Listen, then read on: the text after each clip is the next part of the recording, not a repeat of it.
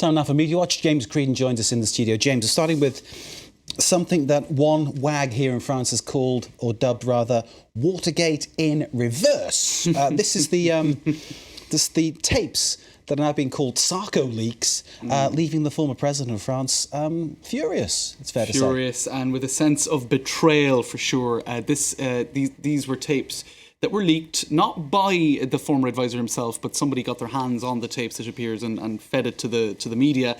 Patrick Buisson, now formerly of a far-right political persuasion, brought into Sarkozy's ranks sometime between 2007 and 2012, during his first term in office, when he was seeking re-election, when he was seeking, a new strategy, which was, in many senses, a strategy to win over far-right votes by playing to the far-right electorate with themes such as immigration, an awful lot of controversial statements, in particular towards the end of the election campaign in 2012 about the Roma community, for example. A lot of people horrified that he chose this guy as one of his chief strategists, essentially, for the election. And indeed, this is perhaps one of the most embarrassing aspects of this scandal, because actually what was said in these tapes, there's nothing absolutely appallingly embarrassing for Nicolas Sarkozy. Yes, you have Carla Bruni in the background of some tape calling him a kept man, sort of criticising his salary of €330,000 a year, saying she needs to go back to modelling.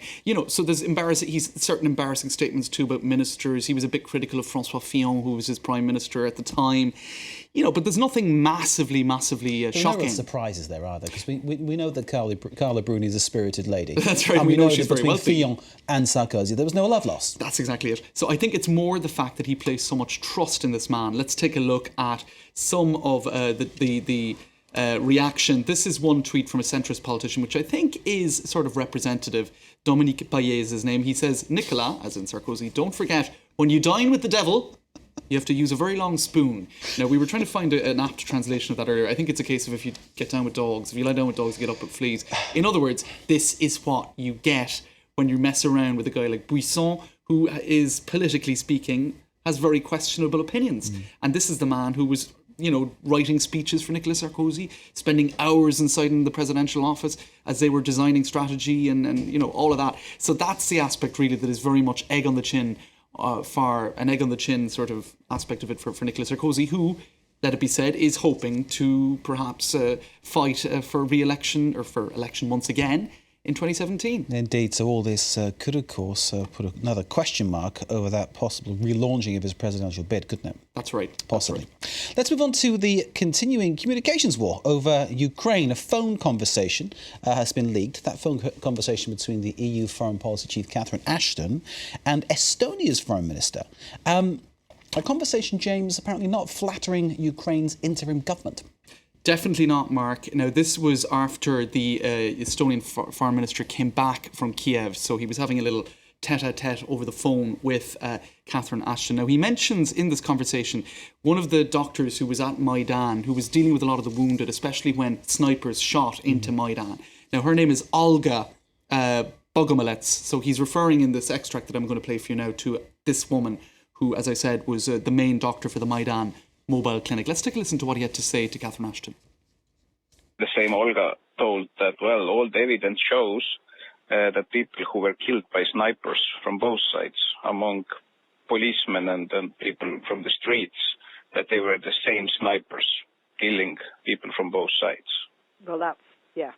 And it's really disturbing that now the new coalition, that they don't want to investigate what exactly happened, so that there is now stronger and stronger understanding that behind snipers, it was not Yanukovych, but it was somebody from the new coalition. They are really damning claims. Catherine Ashton didn't confirm or deny what he was saying. She just listened to what he was having to say. Now, what's most interesting about that tape is that it's found its way onto YouTube. It appears that it was the security service of Ukraine, loyal to Yanukovych.